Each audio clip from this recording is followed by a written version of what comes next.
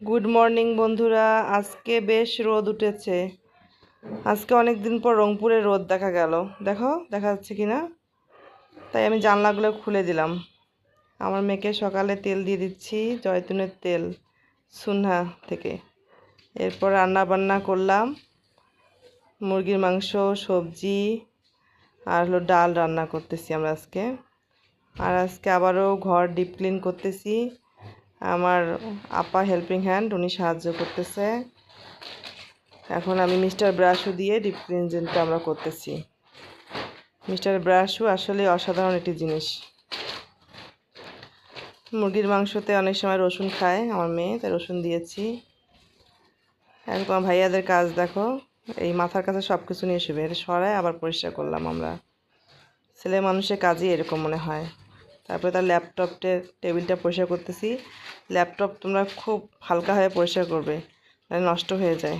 এরপর আমি ভিজালাম পাপোশগুলো, ভিজালাম 14 দিন পরে, খুবই ময়লা হয়ে গেছে। একটু গরম পানি করে একটু ভিজিয়ে দিলাম আর একটু চুবায়ে রাখলাম অনেক কিছুক্ষণ।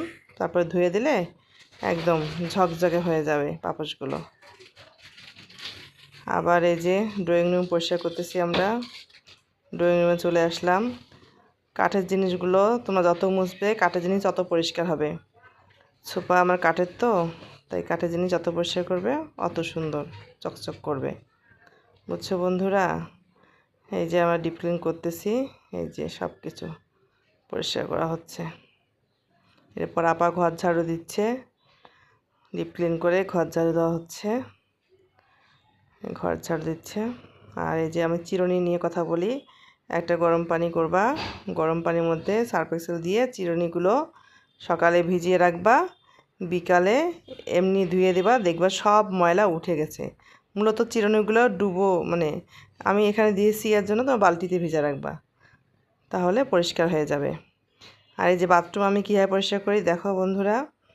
আমি একদম সব বাথরুমে একেবারে দেই, হারপিক সমস্ত বাথরুমে দিয়ে সেটা পরিষ্কার করে ঘষে নেই, বুঝছো বন্ধুরা?